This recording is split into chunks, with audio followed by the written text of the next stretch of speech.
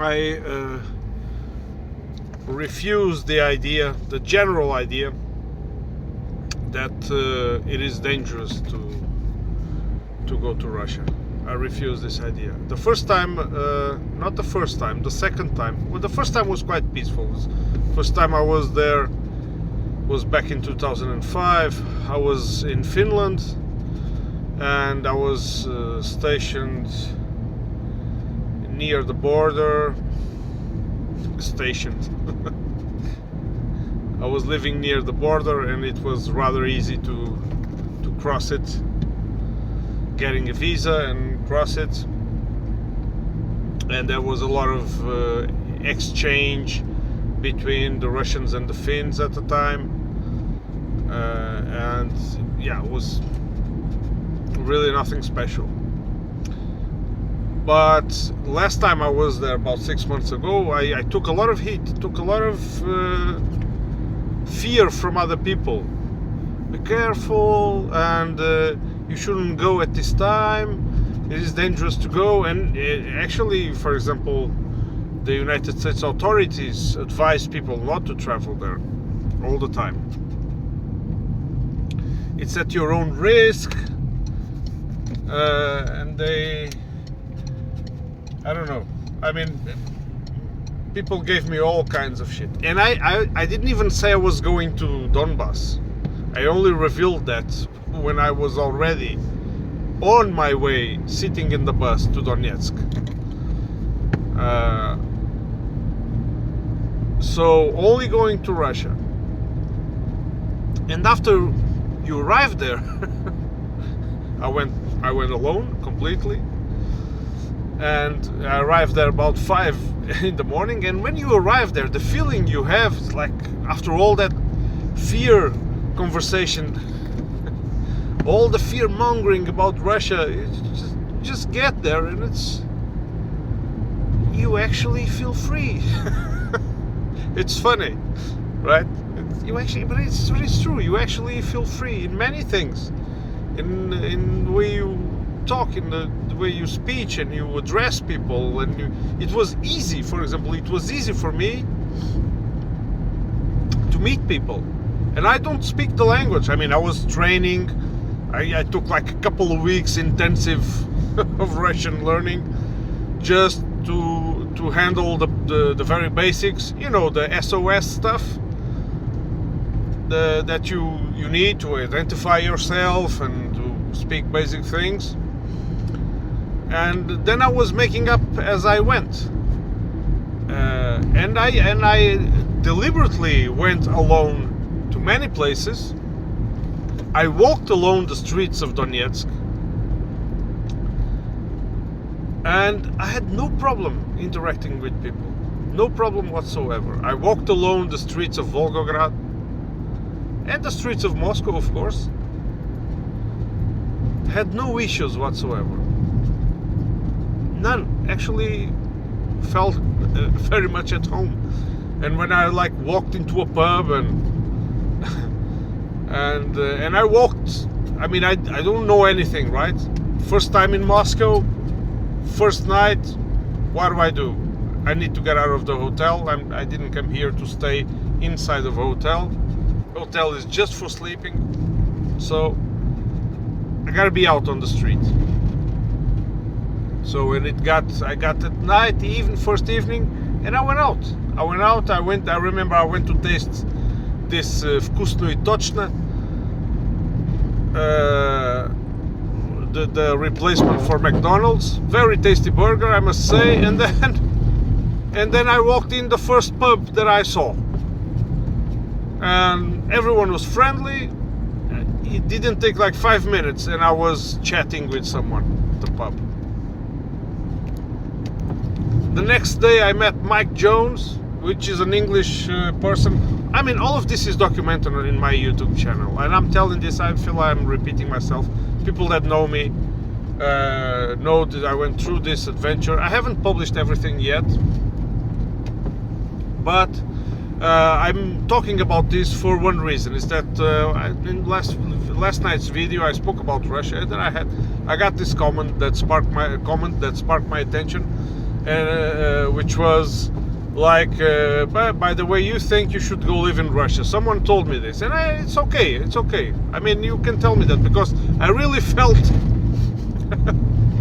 The funny thing is that I really got sad, real sad, when I had to come out. I felt sad when I had to move out of Donetsk city. I went to Rostov-on-Don. You know this city for sure, you have heard of it. And then as I got further away from Donetsk, I felt more sad, and I felt really sad when I had to leave Russia at all. It was a 2-week vacation. Well, it's vacation from the place where I work, but it was not really a vacation like vacation. Your typical vacation. You don't go on vacation to a war zone and fall asleep while you're hearing shelling outside. But I took this vacation from work to go, and I felt that I needed more time. I was really feeling good there, and I felt that I was very well treated. I don't know why all this animosity. Of course, having said all this, I do not discard the chance of trouble coming. I mean, it's a big country. You go everywhere, you can have trouble anywhere. In my country, where I live, there are plenty of places where you can get in trouble. Plenty of places. I mean, there's no lack of that in many cities. And I've been traveling in Europe lately. I remember going to Ireland, Northern Ireland, and searching for the places where the troubles were more intense. Remember going to Derry I just love those places where the struggle has a meaning.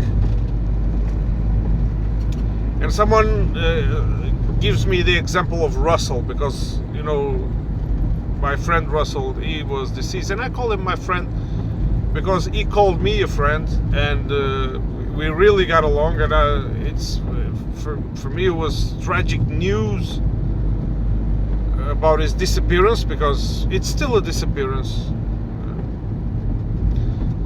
And I really felt that I had made a new friend there, and we had plans to make more videos and do more stuff together in the future. I had spoke to him the day before his disappearance.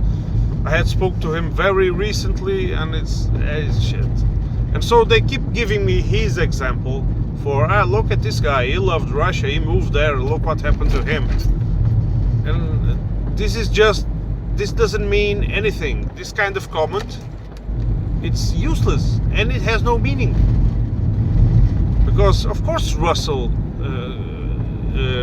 took risks. He took a lot of risks. He was a fearless man, but he felt the stress. I remember we had long talks, and I remember he telling me, because I was like observing, I made this observation that he was, we were consuming. I never let him drink alone. Every time he was taking some little drink, some vodka, I always pour someone so you drink. You don't drink alone. And I remember him telling me, you don't have to. It's just I'm always under a lot of stress, and kind of helps me. He was very sincere about it. And I've talked about this also. And I asked him at some point, aren't you afraid that someone just in the middle of the traffic, as we were both in the middle of the traffic, just stops beside you and just puts a cap in your head, puts a bullet in your head? So, and he told me, I think about it all the time. So Russell, he was a special person. I mean, you have other examples. You have Mike Jones. He moved to Russia. He has a kid there. And you have, for example, oh shit, it's really bad. His name slipped my mind. The other American. Oh shit. And I have interviewed him on my channel. shit. The American, the ex-cop. Russell hated him, by the way. But oh shit, I really forgot his name. He's friends with Mike Jones.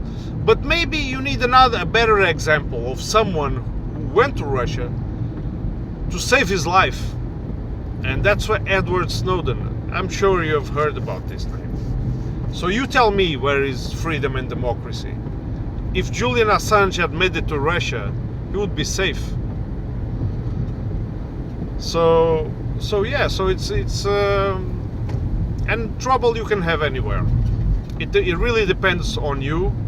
And I think my friend Russell, I mean, he was lucky. He had been lucky for many years, and unfortunately he ran out of his luck.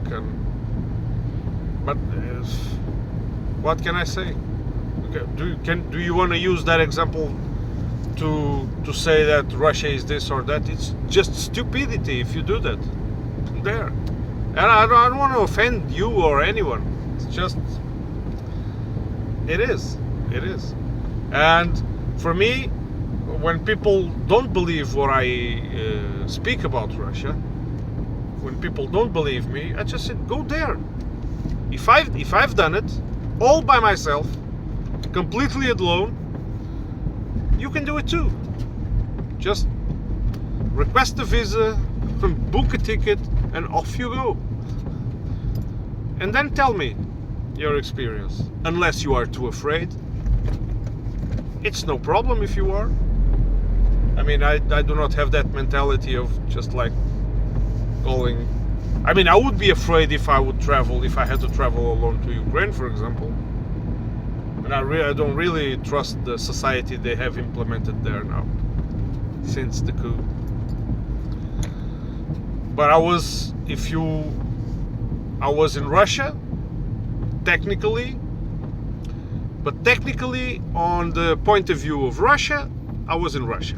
On the point of view of the West, I was in Ukraine because it's Donetsk Oblast, right? And so all the people I've met there, they were Ukrainians, if you like to call them that. Although they yeah, go there and argue your points of view with them. They are Ukrainians. Are you gonna tell me they're not? In your own point of view? Yeah, I think that's the best thing. You go there and talk to them, and then return and let me know. I really had a great time there. Great time. Unique moments.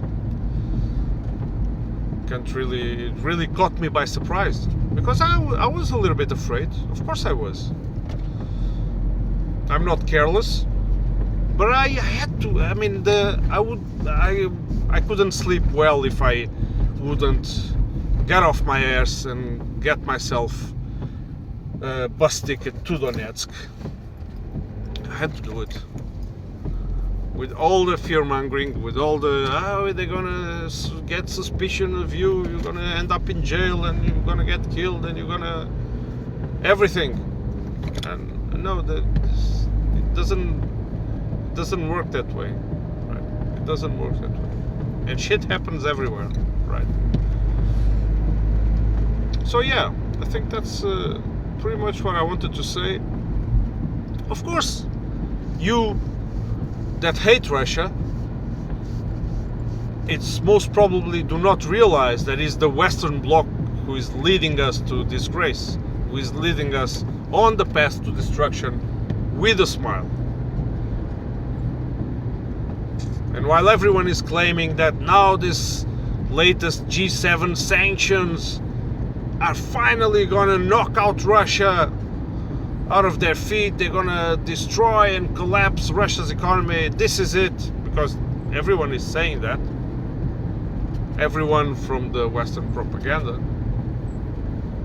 We shall see very soon, because if you go to Russia and you use transportation, you go to cafes, you go to supermarkets, you go to restaurants, I mean, you walk around the city, I really don't think it's gonna collapse. But your governments, mine as well, which I never voted for the party that rules there, are dragging us in a very, very, very dangerous path, and needlessly. Okay, guys, I really hope I see you on the next one. Gotta get to work. Fucking night shift.